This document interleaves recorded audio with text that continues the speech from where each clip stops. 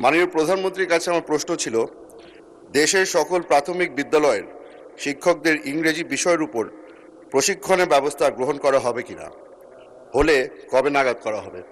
ধন্যবাদ মাননীয় স্পিকার, ধন্যবাদ মাননীয় সংসদ সদস্য।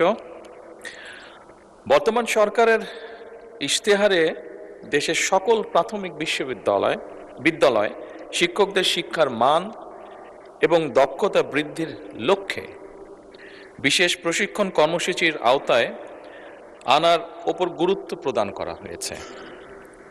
বর্তমানে প্রাথমিক বিদ্যালয়গুলোতে মোট শিক্ষকের সংখ্যা